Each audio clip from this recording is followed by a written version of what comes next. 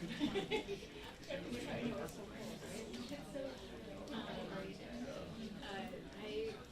been in 9 years. CNN for 9 years. I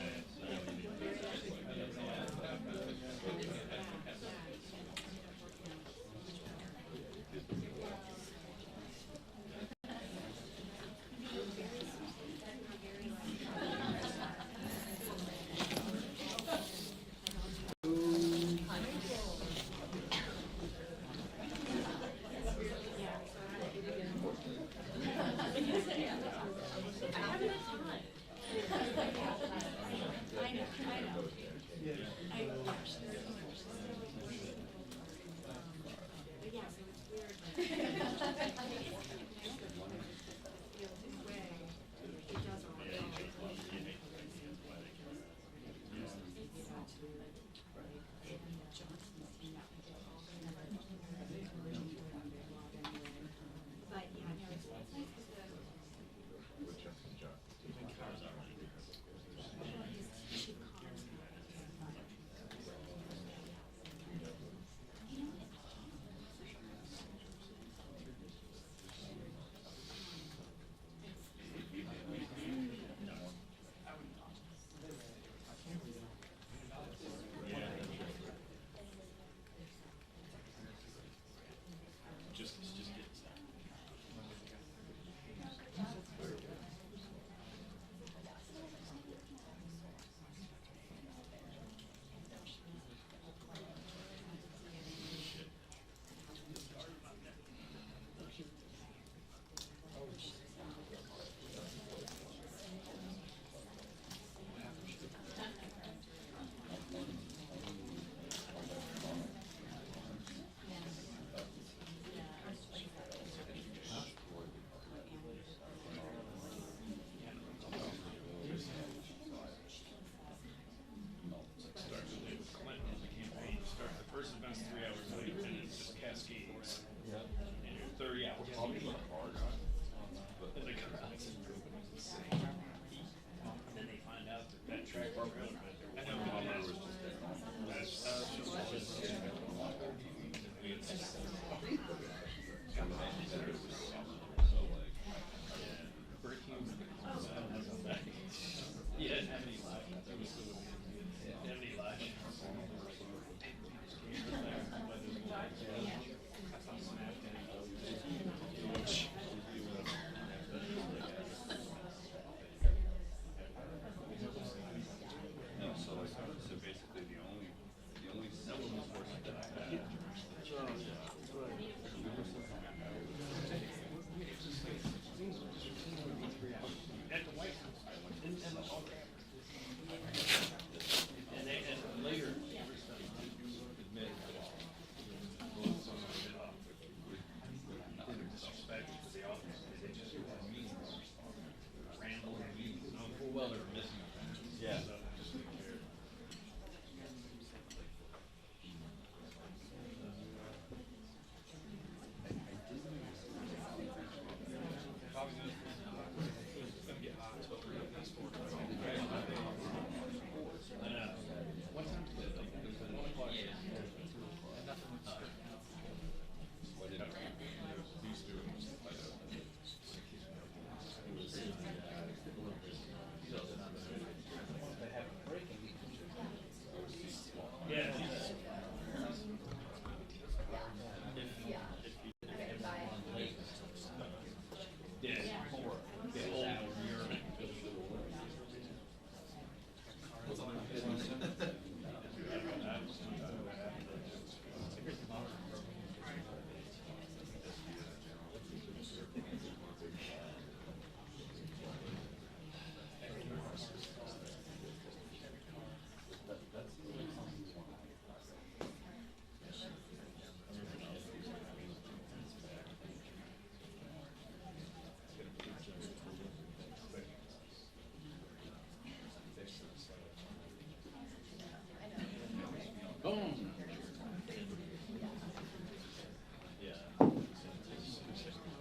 How you feeling? Good, man. How you doing?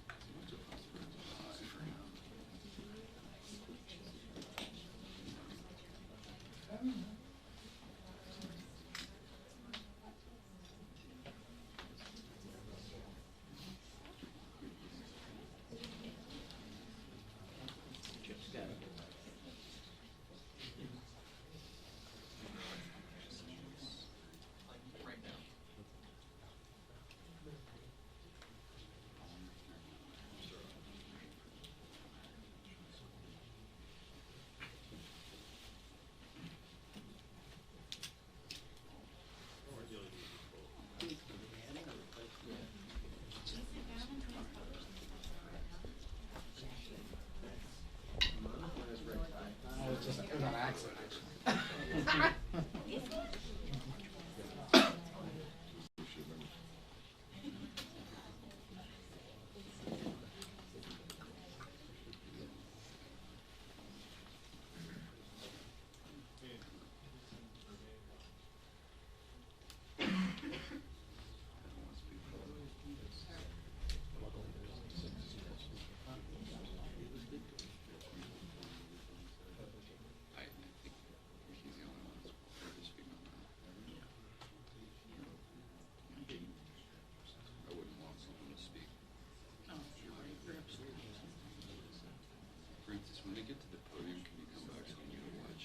Oh yeah, I'm not going to be. Thank you. I'm setting up a specific Gotcha.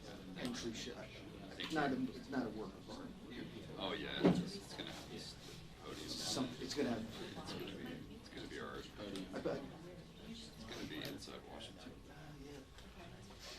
Inside Washington. Probably won't work out because there's too many. Johnson doesn't want them. He's 14. Batteries. 14. 14. There are a bunch of people who, like Mark Green.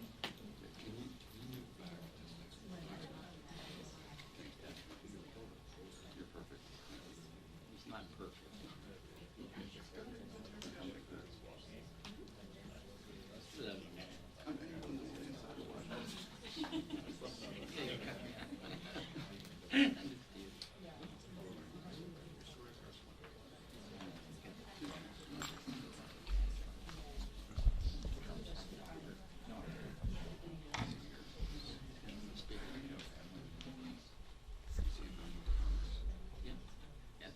Oh, that one. Yeah, he's in.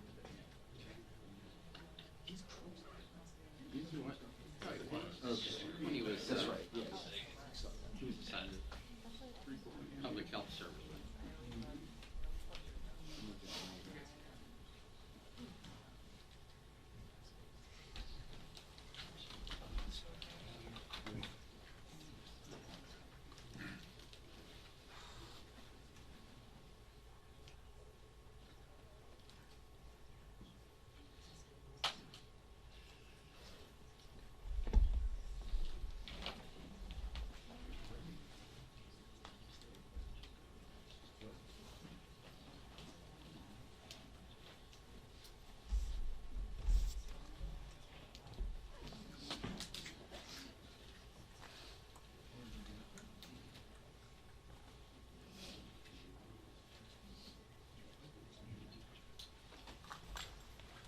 Heads up.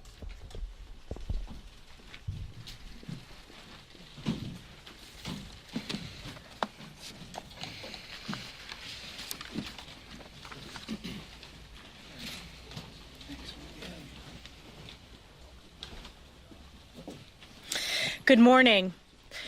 First, House Republicans are so excited to welcome back our Majority Leader, the legend from Louisiana, Steve Scalise. Welcome back, Steve. We're so excited to have you back.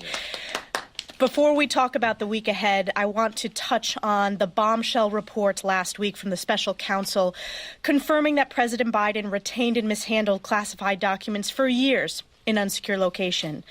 Special counsel Hur's decision to not prosecute Biden because of his deteriorating mental state further demonstrates the un-American two-tier justice system that exists in Joe Biden's America. There cannot be one set of rules if your last name is Biden and another set of rules for the rest of America. And the American people know that if someone is mentally unfit to stand trial, they are unfit to serve as commander-in-chief. Turning to our agenda of this week, House Republicans will continue to deliver on our promises. Yesterday, after a year-long investigation led by the House Homeland Security Committee under the leadership of Chairman Mark Green, we executed our constitutional duty impeaching Secretary Mayorkas for violating his oath to support and defend the Constitution, subvert the rule of law, and breach the American public's trust. Impeachment is just one step. The Senate must pass House Republicans' Secure the Border Act, the strongest border security bill in history, to stop the invasion at our borders, which we are seeing under Joe Biden's policies. This week, House Republicans will also bring the Unlocking Our Domestic LNG Potential Act to the House floor, stopping Joe Biden's war on American energy and unleashing domestic energy production. With that, I'm proud to hand it over to Congressman Ronnie Jackson from the great state of Texas. Well, thank you. I appreciate everybody being here. I just want to thank Congressman Pfluger for introducing his bill on our LNG exports. I want to thank leadership. I want to thank Speaker Johnson, Leader Scalise, Whip Emmer, and Chairwoman Stefanik for keeping this oil and gas issue at the top of the thing. But I want to talk about something else today. What I want to talk about is in regards to the HER report that just came out. I think this is on the mind of a lot of Americans right now. I want to just state the obvious. If you're not cognitively fit to stand trial or to answer accusations against you, you're obviously not cognitively fit to be the president, our commander-in-chief, and our head of state. And I think that, we have to, at this particular point, we have to start asking the hard questions. I'm glad to see that some of the press is starting to do that. I've been saying individually for a long time since he was candidate Joe Biden that this man's not cognitively fit to be our head of state and our commander-in-chief. We've had lots of evidence of that since then. A lot of people are starting to see that. Now we have the HER reports coming out, which is a completely different angle on this, an objective report from an appointee of his own DOJ, from his own administration, that's saying that he's not cognitively fit to do his job. And I think that when the president got up the other day and tried to speak to the nation, he just reiterated and reinforced the idea that we are in trouble in this country right now from a leadership standpoint.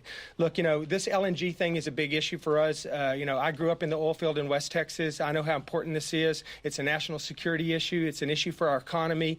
It's going to punish hardworking blue-collar folks in this country. But whether it's this LNG issue, whether it's our disaster at the border, whether it's the disastrous withdrawal from Afghanistan, the crime in our cities, all of the other issues that have just been an absolute disaster during the Biden administration, what it says to us is that Joe Biden is probably most likely not making these decisions. We know this at this particular point. There are radical extremists in the West Wing, whether it's climate extremists or whether it's the globalists that are making a lot of these decisions. These decisions are not coming from President Biden. These are coming from other folks within the White House with different agendas, with an agenda that's not America first, that's not in the best interest of this country. So I just want to let everybody know that we are going to continue to make this an issue. I will be introducing another letter today. This will be the fifth letter that I've introduced, that I've sent to the president. This will go directly to President Biden. It will CC every member of his cabinet, and it will insist that he come forward and be honest with us about his physical and his mental capabilities and his exams. He's supposed to be getting a physical exam done here in just a few months, his annual physical. They've already indicated that there will not be a cognitive test associated with that. I think if there was ever a time that we need a cognitive test for a sitting president of the United States, it's right now.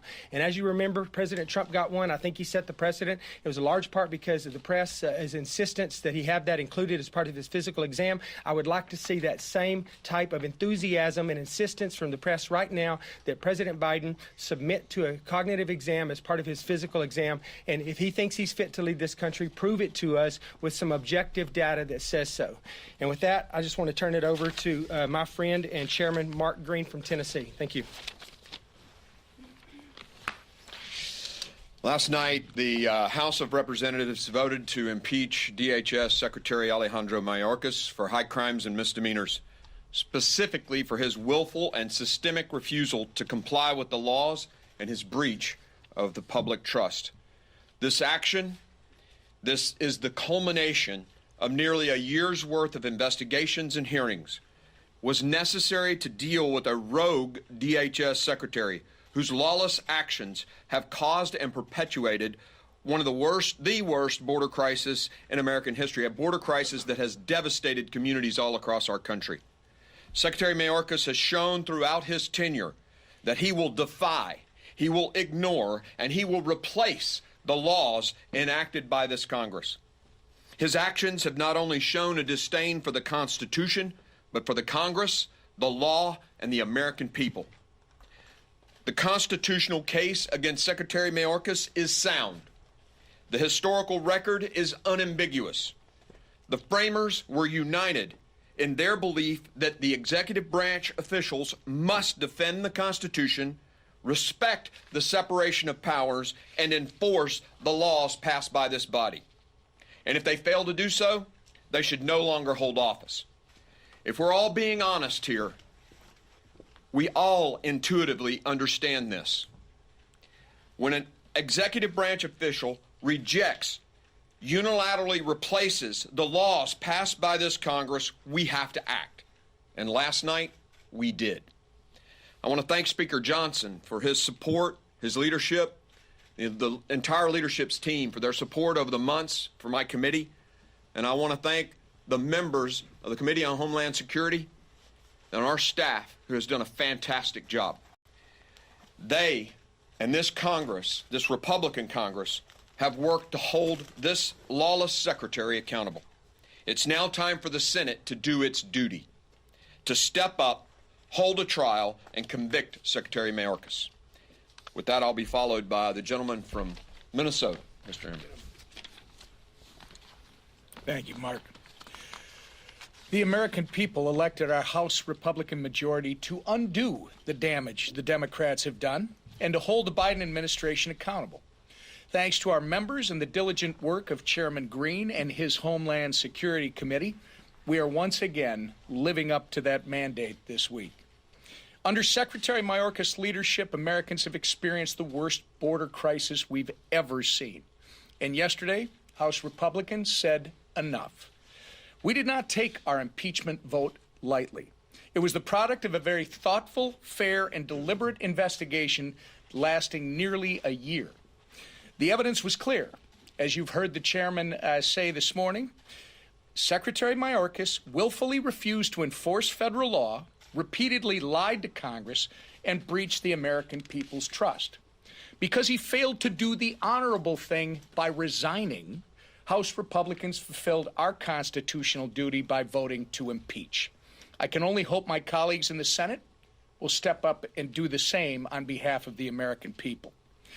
At the end of last week, we also all read what was a very alarming report about President Joe Biden. You heard Dr. Jackson, our colleague from Texas, talk about this morning. Not only did it conclude that he, quote, willfully retained and disclosed classified materials, close quote, it also did not recommend criminal charges because his memory has such, quote, significant limitations. There were two takeaways from the special counsel's report. A man unfit to be held responsible for mishandling classified information has zero business occupying the Oval Office. And it exposed the two-tiered justice system that indicted one president with politically motivated charges while carrying water for another over similar allegations. House Republicans will ensure Americans get answers they deserve on both of these issues. Lastly, I want to give a special welcome back to our fearless majority leader, Steve Scalise, maybe the toughest man in Washington, D.C. Steve, we are so grateful to have you back here with us today in complete remission from cancer. And right in time for Mardi Gras in true Steve Scalise fashion. Your grit, determination, and resilience have been an inspiration to each and every one of us, and it's good to be fighting in the trenches with you again. So with that, I proudly turn it over to the toughest man in Congress, Steve Scalise. Yeah. Well, thank you, Whip. It is great to be back. And even more importantly than that, it's great to be in remission from cancer. It's been a long battle, about 6 months long. But God answers prayers, and there have been a lot of prayers, and thank everybody for the support and prayers along the way. And you surely don't get through this alone. But I was looking forward to coming back and and now it's great to be back. It's great to see all of you. Happy Valentine's Day to everybody, especially happy Valentine's Day to my wife, Jennifer. So she's back home. But I tell you what, we got right into the business of what this Congress and especially what this majority has done, and that's taken our job seriously in doing the tough work. We brought back up the impeachment of Secretary Mayorkas. I want to thank Blake Moore for giving us the opportunity to reconsider the vote, and him procedurally making sure we had that opportunity so that we could send a statement once again that we, this House Republican majority, care about border security. And in a town where everybody should be concerned about what is one of the biggest crises facing our country, the fact that we've had millions of people come across our border illegally, including people on the terrorist watch list, drug dealers from Mexico, the cartels having operational control of our southern border, to the point where they're bringing drugs in that are killing 150 young people in America every single day. That should matter to everybody, especially the President of the United States, and especially the Secretary of Homeland Security, who, as Chairman Green's committee, did a methodical job of pointing out over months and months of building this case that this secretary has failed to do his job. He's let down the American people. And the American people want a secure border. And people have asked, what's the point of impeaching the secretary if the Senate's just going to discard it? I don't know what the Senate's going to do. I gave up predicting what the Senate might do. But I will tell you this. If the Senate just discards this, like they do so many other important issues, like H.R. 2 that we sent over 6 months ago, where we came together as a Republican majority and passed the toughest border security package that we've ever seen come out of Congress, at least since the 1980s. And the Senate won't even take that bill up. The Senate can't even pass their own bill. And if they ignore this and just throw it in the trash can without taking it as seriously as the American people do, then there will be accountability and consequences to that action. So it's on the Senate. They have to do their job. But the good news is this House Republican majority, as razor thin as it is, once again did our job. We are going to fight to secure the border. We've got a speaker who continues to call on President Biden, and I'm sure he's going to talk about this, to just sit down and meet to talk about this major crisis. The president cares about all these other things going on around the world, as we do too.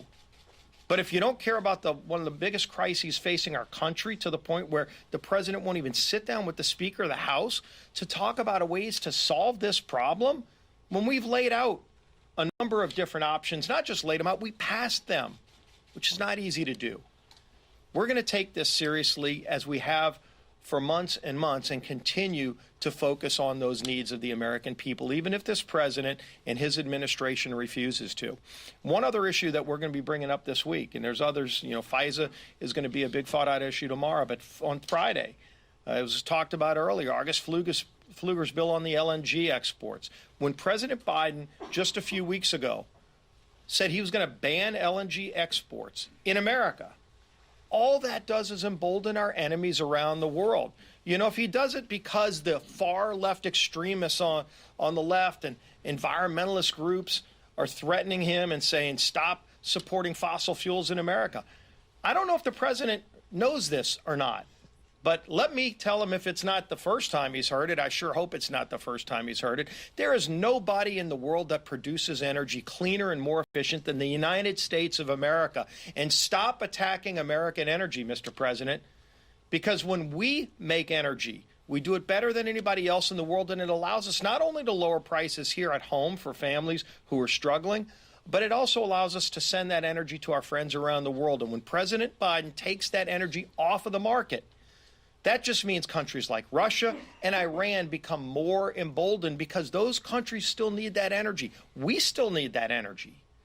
And when he shuts down LNG exports, it also stifles production in America. That kills jobs here at home.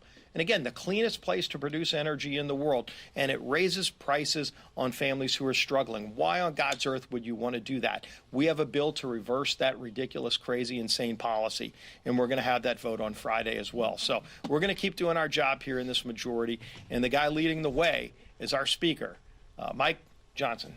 Take it away. Thank you. Good morning, everybody. Thank you for being here. It is Ash Wednesday, and Also, Valentine's Day, as has been mentioned. The American people are not feeling very loved right now, though. They're not feeling heard by the Biden administration. And I'm going to recap a few of the things that you've heard here this morning already. First of all, regarding this fitness for office of the president, Americans have been speaking out about the president's mental acuity and the double standards within his Justice Department. On Thursday, as you know, the special counsel confirmed that President Biden mishandled classified materials in a way that presented serious risk to national security. He broke the law, but he's not going to be charged. Why is that? Well, special counsel said that it decided not to indict the president in part because there are significant limitations on his memory, and a jury wouldn't convict him because he would be presented as, quote, an elderly man with a poor memory. That did not inspire confidence among the American people. It's of great concern to us. Ultimately, they're indicting, remember now, the DOJ is indicting one president with politically motivated charges, and they are now carrying the water for another amid very similar allegations. A man too incapable of being held accountable for mishandling classified information is certainly unfit for the Oval Office. And everyone in this room, if you just ask yourself that question, you will come to the same conclusion. On energy, this isn't the only issue, that the Biden administration is facing criticism for. Americans have expressed their frustration with his attacks on energy independence. We say all the time here that energy security is national security. The two things are directly related. It's also the lifeblood of the U.S. economy in so many ways. But the president has paused pending approvals on exports of liquefied natural gas. Why? Why would he do that? It's completely counterproductive for our country, and it is dangerous. My home state of Louisiana happens to be the largest producer of America's LNG. We try to export that around the world. But he is stalling LNG export terminals like Calcasieu Pass 2. It's nothing but a political ploy to appease radical climate activists at great cost. Job creators and energy producers are going to have to pause their projects. It's going to jeopardize thousands of U.S. jobs. And our partners in Europe, who were promised an alternative to Russian energy, will now have to source fuel from Moscow. They're going to line Putin's pockets. If we don't send American LNG to our friends and allies in that part of the world, they will have to go to Moscow to get it. We'll have to turn energy sources that aren't as clean. That our European friends and allies will turn to these sources that are not as clean. Russian gas is not as clean as U.S. gas to make up for all those losses. And that's why this week the House is moving on legislation to depoliticize the LNG permitting process. House Republicans are going to do our job. We're listening to our energy producers who are standing for energy independence, which is good for every single American. Regarding the border, talk about the American people not being listened to. They are crying out to the Biden administration to secure the border. This is not a Republican issue. It's an issue for every single person, and everybody knows it. We know the stories of children being poisoned by fentanyl and cities being overwhelmed by migrant surges. We know House Republicans have shown that we are listening to and holding the administration accountable for this catastrophe. We're listening to the people. We're taking action to hold Biden accountable. Last night, the House voted to approve articles of impeachment against Secretary Mayorkas. Desperate times call for desperate measures. We had to do that. He has abdicated his responsibility, he's breached the public trust, and he's disregarded the laws Congress has passed. But much more has to be done, of course, to secure the border. And what the Senate produced this week is silent on that issue. Senator McConnell and I have spoken about this in frank sessions, and let me be clear here again this morning. The Republican-led House will not be jammed or forced into passing a foreign aid bill that was opposed by most Republican senators and does nothing to secure our own border. It's time for Washington to start showing some love to Americans. On Valentine's Day, this is a good day to point this out. You need to listen to the American people and the needs and take action. And that's why House leadership will continue to govern with Americans' interests at heart. With that, I'll take some questions. Back row. Yeah. Peter Johnson, last night there was about a 9-point swing from Republicans to Democrats in New York 3. Does that mean that House Republicans have a challenge in keeping the majority, and what should House Republicans do? No, the result last night is not something, in my view, that Democrats should celebrate too much. Think about what happened there. They spent about $15 million to win a seat that President Biden won by 8 points. They won it by less than 8 points. Their candidate ran like a Republican. He sounded like a Republican talking about the border and immigration, because everybody knows that's the top issue that is on the concern, the hearts and minds of everybody. That incumbent had been a 3-term member of Congress, and he had 100% name ID and a deep family history in the district. Our candidate was relatively unknown in that comparison and had a very short runway. She ran a remarkable campaign. There was a weather event that affected turnout. There are a lot of factors there. That is in no way a bellwether of what's going to happen this fall. We are absolutely convinced. I've been to 17 states in the last 12 weeks. I'm telling you, whether I'm out west, on Long Island, in the Deep South, Mid-South, in Midwest, it doesn't matter. There is a fervor among the American people, and it is bipartisan. People know that this country is on the wrong track. 74% in the latest poll believe that the country's on the wrong track. Why? Because of the leadership from the White House. They see what is happening. President Biden has the lowest approval rating of any president who has ever run for re-election. I think it's 37% in the latest poll. It goes down precipitously. And the reason is because of all the things we talked about today. It is a total lack of leadership. And now more and more Americans have made their own opinion about his fitness for office. And so I think that's going to have a big effect in the fall as well. So New York 3 was what it was, but that has nothing to do on the efforts going forward. Manu. But on the issue of immigration and New York 3, the candidate there seized upon the fact that you guys rejected this bipartisan border security deal in the Senate. Did you mishandle this issue and effectively give Democrats something to campaign on? No, not at all. Look, the American people are with us on this issue. I mean, they are with us because they understand you have to actually solve the problem. And the product that was produced by the Senate did not solve the problem. You've all heard us hammer over and over, H.R. 2, right? That was our signature piece of legislation that we passed many, many months ago, last year.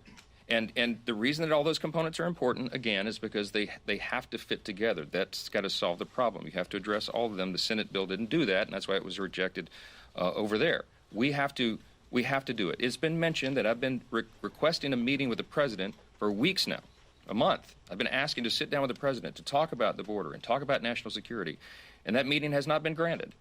And I'm going to continue to insist on that because they're very serious issues that need to be addressed. And if the Speaker of the House can't meet with the President of the United States, that's a problem. I don't know why they're uncomfortable having the President sit across the table from me, but I will go in good faith because we have to solve this issue and do every single thing we can. And as you know, he has a broad arsenal of executive authority that he could use right now. He could have used yesterday. He could have used months ago to stem the flow. That's not our view. That's what the law says, and we've spelled that out. We also documented 64 specific actions that he took from the day he walked into the Oval Office and his agencies to open that border wide and create this catastrophe. And that is why we have a problem. We got to get to it. Scott in the back. Thank you, Mr. Speaker. You've talked about challenged the president's cognitive abilities. You've said he is not fit to be president. Don't believe he can do the job. Why do you think a meeting, a one-on-one meeting with the President of the United States would solve all of these problems? Well, that's a very good question, but I have to do everything that I can. And he is the commander-in-chief right now, as uncomfortable as that makes most of this country. And I have to work with what I have. I have to do my job, and I'm going to insist to continue to do that. The House Republicans are going to continue to do our job. We're going to continue to move the ball forward. We're going to continue to demand that before we take care of issues all around the world, we take care of our own first. And I'm telling you, that is not a campaign message. That is the truth, and that is what resonates in the hearts of the American people. We are on their side, and it's the side of common sense. It's the side of security. It's the side of stability. It's the side of sanity.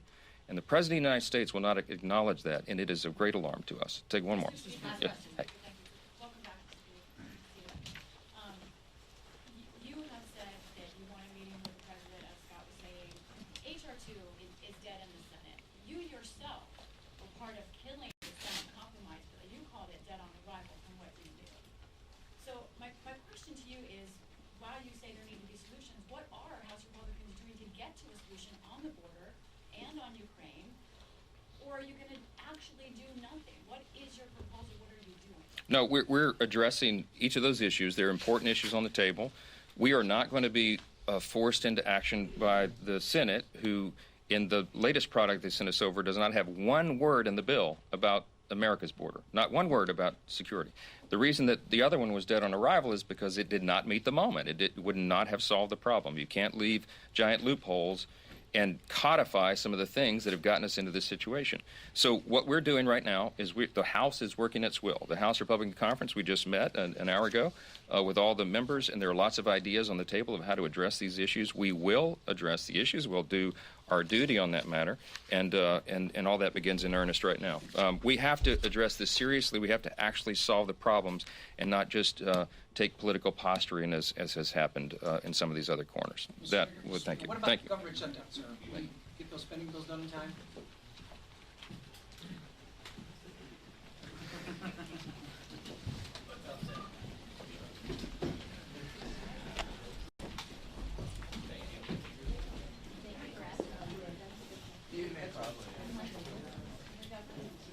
We need that.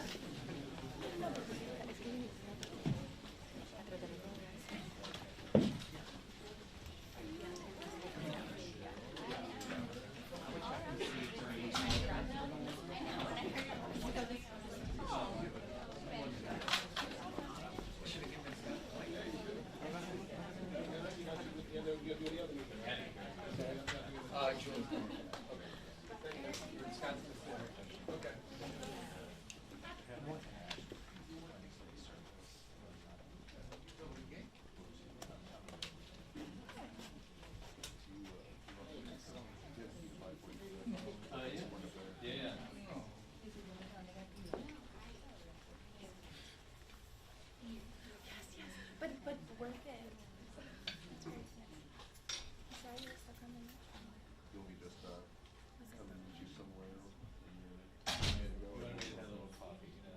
Sorry, yeah, I don't remember.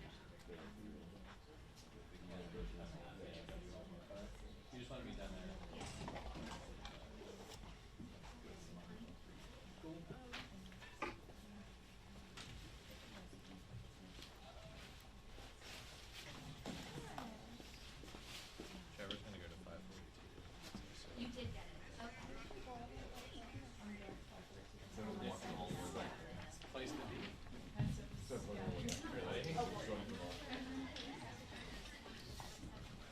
I'm not looking back.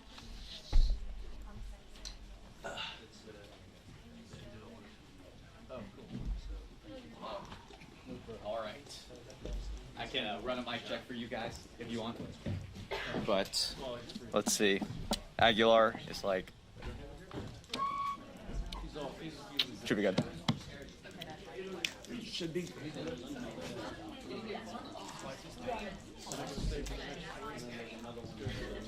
How's everything here, guys? Audio good? Nice. Love to see it. Love to see it. Sweet. Oh, okay. I got you. I'm gonna find it within. And then Wellesley, would you like a mic check before? Betty, I got you. Maddie, how's everything for you? Great, thank you. Love to see it. Got you. Can you mind grabbing, that meat order from your there? Yeah, it's not. On there.